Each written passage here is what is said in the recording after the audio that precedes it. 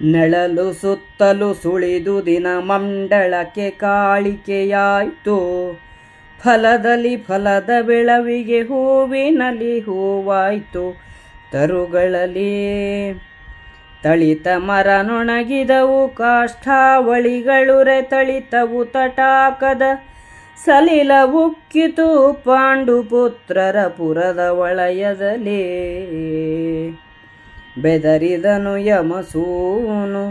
ಭಯದಲ್ಲಿ ಗದಗದಿಸಿ ನಾರದನ ಕೇಳಿದನು, ಇದನಿದೇನೀ ಪ್ರಕೃತಿ ವಿಕೃತಿಯ ಸಕಲ ಚೇಷ್ಟೆಗಳು.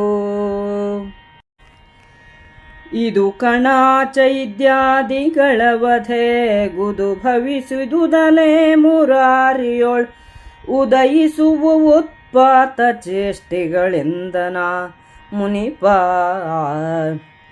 ಈ ನೈಗಳಿದತ್ಪಾತ ಶಾಂತಿ ವಿಧಾನವೇನೆನೆ ಕೃಷ್ಣ. ಚೇಷ್ಟೆಯ ಹಾನಿ ವೃದ್ಧಿ ವಿನಾಶವಭ್ಯುದಯ ಪ್ರಪಂಚದಲ್ಲಿ. ಮಾನನಿಧಿಯೇ ವೇದ ಸೂಕ್ತ ವಿಧಾನದಲ್ಲಿ ಪರಿಹಾರ. ವಿಶ್ವಕ್ಸೇನಮಯವೇ ಲೋಕಯಾತ್ರೆಗಳೆಂದನ ಮುನಿಪ. ಆಹರಿಯ ನಿಮಗಿಂದು ಜೀವ ಸ್ನೇಹಿತನು. ನಿಮಗಾವ ಚಿಂತೆ ವಿಮೋಹ ಚೇಷ್ಟೆಗಳಿವನ ವಧೆಗೋಬಲ್ಲರಾರಿದನು. ಊಹಿಸಲು ಬೇಡೆಂದು ಮುನಿಪತಿಗಾಹಿನಲಿ ಬೇಡೆಂದು ಘನ ಸನ್ನಾಹರೆಚ್ಚಾಡಿದರು ಶಿಶುಪಾಲಕ ಮುರಾಂತಕರು. ಕಾದಿದರು ವಿವಿಧಾಸ್ತ್ರ ವಿದ್ಯಾಭೇದದಲ್ಲಿ. ರಥಭಂಗ ಚಾಪ ವಿಭೇದ ಶಸ್ತ್ರಾಸ್ತ್ರೌಘ ಸಂಹರಣ ಪ್ರಪಂಚದಲ್ಲಿ. ಈ ದುರಾತ್ಮನ ನಿಲ್ಲಿಸಿ ನಿಮಿಷದೊಳಾದಯಾಂಬುಧಿ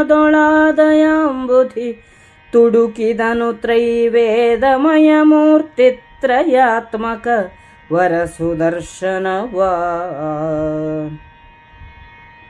ಇಂದ್ರಪ್ರಸ್ಥ ನಗರದ ಪ್ರದೇಶದಲ್ಲಿ ಸುತ್ತಲೂ ನೆರಳು ಕಾಣಿಸಿತು.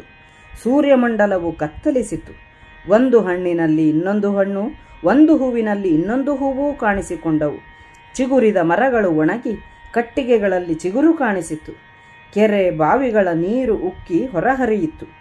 ಧರ್ಮರಾಯನು ಹೆದರಿ ನಡುಗಿ ನಾರದನನ್ನು ಪ್ರಕೃತಿಯ ವ್ಯಾಪಾರವೇ ಬದಲಾಗಿ ನಡೆಯುತ್ತಿರುವುದಕ್ಕೇನು ಕಾರಣ ಎಂದು ಕೇಳಿದನು.